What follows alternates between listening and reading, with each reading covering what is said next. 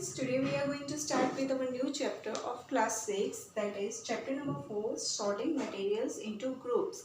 Already I discussed the introduction of this chapter in my previous video. Now sorting materials into groups, मतलब हमें materials को different groups में sort out करना है. हमें बताना है ये इस टाइप का material है, ये इस टाइप का material है, उसे sort out करना है. Now in this video I am going to discuss with the properties of the materials. हम short out किसके बेसिस पे कर सकते हैं? On the properties of material. Material की property के बेसिस पे हम क्या कर सकते हैं? Materials को different short out कर सकते हैं. अब सबसे पहले हम example लेते हैं appearance. सबसे पहले किसी भी चीज़ को हम देख के ही उसको रिकग्नाइज कर लेते हैं कि ये चीज़ ऐसी है, ये चीज़ ऐसी है. तो सबसे पहला टॉपिक आता है हमारा अपीयरेंस का, किस तरीके से नज़र आता है हमारा मटेरियल.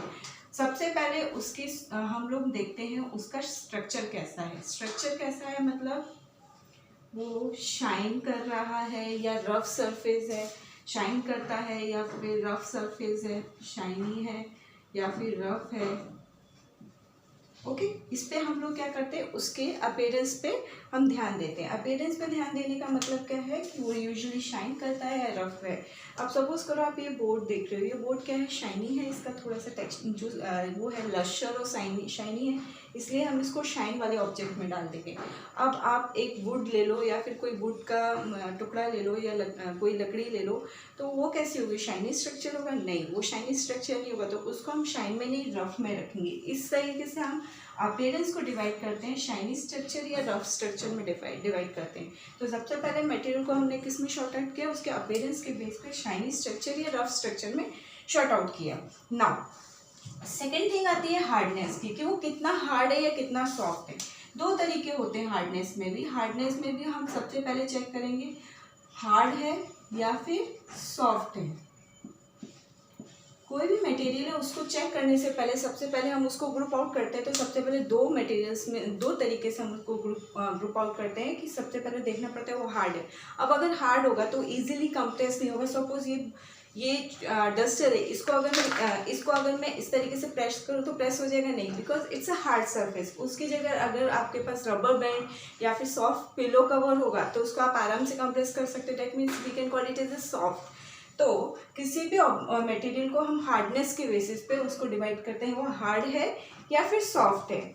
अब थर्ड आता है हमारा सॉल्युबल और इनसॉल्युबल. सॉल्युबल और इनसॉल्युबल का मतलब क्या होता है? सॉल्युबल का मतलब होता है कि किसी भी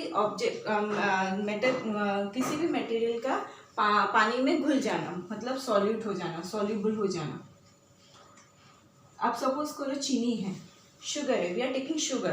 If we are going to mix the sugar in the water, it can be dissolved easily. Yes, so we can call the sugar as a soluble substance. Now insoluble, if you want to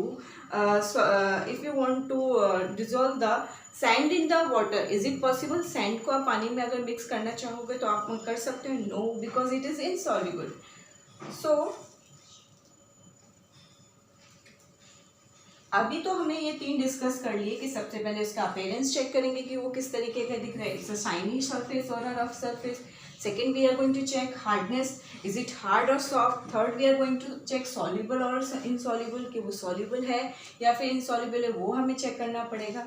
अब इसके बाद हमारे पास next topic आता है object float और shrink. जो object है वो फ्लोट करेगा या श्रिंक करेगा. फोर्थ टॉपिक इज ऑब्जेक्ट में फ्लोट और श्रिंक. या तो ऑब्जेक्ट फ्लोट करेगा या फिर ऑब्जेक्ट क्या हो जाएगा, श्रिंक हो जाएगा. मतलब श्रिंक इन वाटर के अंदर श्रिंक हो जाएगा. इसमें क्या होगा, दो टाइप के ऑब्जेक्ट होंगे. जो लाइट वेटेड ऑब्जेक्ट होंगे, जो अंदर से हॉलो होंगे, मतलब अंदर से खाली होंगे, वो क्या करेंगे, वो फ्लोट करेंगे. बट जो हैवी वेट होंगे, जो काफ़ी ज़्यादा वेट होगा उसमें, वो क्या करेंगे, नीचे जाके पानी में श्रिंक हो जाएंगे, मतलब पानी में डूब जाएंगे. अब मुझे ये बताइए ऑयल क्या करेगा. ऑयल अगर हम पेट्रोल ऑयल या कोई भी ऑयल लेते हैं, वो ऑयल फ्लोट करेगा कि श्रिंक हो जाएगा? ऑयल हमेशा वाटर के ऊपर फ्लोट करता है, वो श्रिंक नहीं होता है.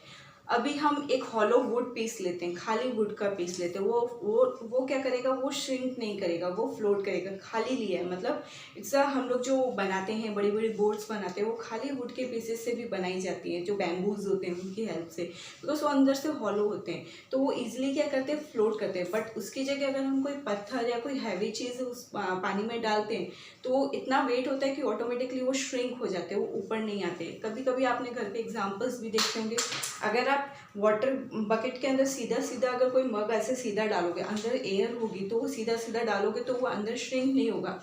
बट जैसे उसको टिल्ट करोगे उसके अंदर पानी भर जाएगा, उसका वेट हो जाएगा और वो सीधा क्या हो जाएगा, अंदर जाके श्रिंक हो जाएगा। मतलब जब तक हॉलो है, सब ऑब्जेक्ट जब तक हॉलो है अंदर से, तब तक वो क्या करेगा, सरफेस पे फ्लोट करेगा।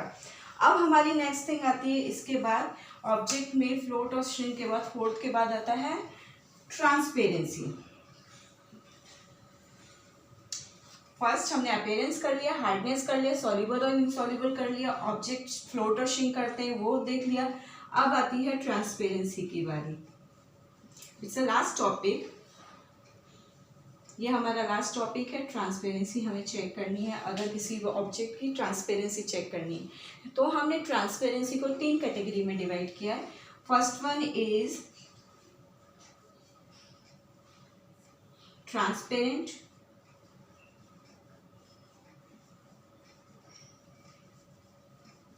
second one is translucent, and third one is opaque. Okay, ये 3 कैटेगरी में हमने डिवाइड किया है, ट्रांसपेरेंट, ट्रांसलूसेंट एंड ओपेक। अब एक्चुअली में हमें ये 3 कैटेगरी किस तरीके से हम कैटेगराइज करेंगे, let me discuss with this. Now what is transparent? If we can easily see from one, एक हमने बीच में एक लेवल लगा दिया, एक सरफेस लगा दिया जिससे हम दूसरी तरफ इजीली देख सकते हैं विदाउट एनी डिस्टर्बेंस, मतलब वो एकदम क्लियर दिख रहा है। जैसे कि हम लोग वो उसमें देखते हैं, सिंपल एक शीट है, कोई प्लास्टिक की शीट है जिसमें इजीली हम दूसरी तरफ देख सकते हैं, तो वो होगा ट्रांसपेरेंट। उसमें कोई वो ब्लरिंग नहीं है, नॉर्मल एकदम हम इजीली देख सकते हैं, जैसा है वैसा ही दिख रहा है, ऑब्जेक्ट जैसा सामने है वैसा ही दिख रहा है। तो अधिकतर हम लोग ऑफिस में ट्रांसपेरेंट ग्लासेस का यूज़ करते हैं, तो उसको हम बोलते हैं ट्रांसपेरेंट। अब ट्रांसलूसेंट की बात करें, ट्रांसलूसेंट मतलब थोड़ा सा हम देख सकते हैं, धुंधला धुंधला। कभी कभी घर में हम लोग विंडोज़ पे ऐसे वो लगवाते हैं, ग्लासेस लगवाते हैं जिससे हमें क्लियरली नहीं बाहर दिखता, हल्का हल्का बस लाइट पास हो रही होती है, थोड़ी थोड़ी इमेजेस नज़र आती है, बट क्लियरली नहीं समझ में आता एक्चुअली ऑब्जेक्ट क्या है वहाँ पे, तो उसको हम ट्रांसलूसेंट बोलते हैं। And opaque, opaque is like this कि मैंने एक प्लास्टिक का कुछ भी लगा दिया या वुड का लगा दिया, अब मुझे उधर कुछ दिखेगा ही नहीं, कुछ नज़र ही नहीं आएगा, that means we call it as a opaque. हम उसको क्या बोलेंगे, ओपेक ऑब्जेक्ट बोलेंगे। So students, this is the properties of the material. First property is appearance, second property is hardness. Appearance में हमें चेक करना है शाइन है या फिर रफ है, हार्डनेस में हमें चेक करना है हार्ड है या फिर सॉफ्ट है, सॉल्युबल और इनसॉल्युबल में चेक करना है is it soluble in water, is it soluble insoluble in water, मतलब सॉल्युबल है या नहीं है। उसके बाद आता है ऑब्जेक्ट में फ्लोट और श्रिंक इन वाटर, ऑब्जेक्ट क्या करता है, फ्लोट कर सकता है, श्रिंक कर रहा है, क्या कर रहा है, उसके ऊपर हम उसे कैटेगराइज करेंगे। देन ट्रांसपेरेंसी कि वो ट्रांसपेरेंट है, ट्रांसलूसेंट है या ओपेक है, वो ऑब्जेक्ट को कैटेगराइज करते हैं।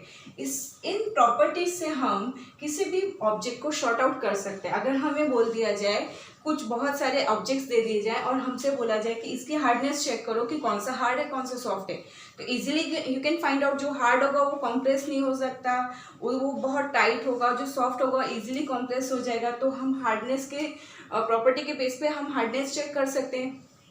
If someone is going to ask कि सॉल्युबल है और इनसॉल्युबल है, बहुत सारे ऑब्जेक्ट्स दे दिए, सपोज शुगर दे दिया, सैंड दे दिया और मिल्क दे दिया या फिर कुछ और भी चीज़ें जो हमें दे दी गई और बोला कि चेक करो ये सॉल्युबल है या नहीं है, तो हमें क्या करना पड़ेगा, सबसे पहले वाटर में मिक्स करके देखना पड़ेगा। अगर वाटर में मिक्स हो जाता है then we call it as a soluble, नहीं होता है तो we call it as a insoluble.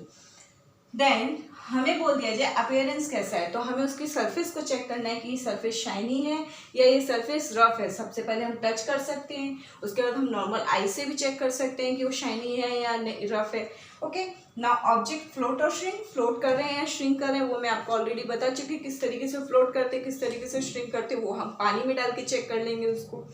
Last one is transparency. Transparency मतलब कितने ट्रांसपेरेंट हैं या फिर ट्रांसलूसेंट है, थोड़े से ट्रांसपेरेंट होते हैं या फिर ओपेक है, बिल्कुल ही नहीं नजर आएगा। इस तरीके से हमने सारे मटेरियल्स को शॉर्ट आउट कर दिया है into 5 categories. First one is appearance, second one is hardness, third one is soluble insoluble, fourth one is shrink और not shrink in the water, and fifth one is transparency. Up to this your chapter is finished. यहाँ तक आपका chapter finish होता है। अब regarding the question answers of this chapter, I am going to give you the PDF of this chapter. And till then students, bye bye and take care.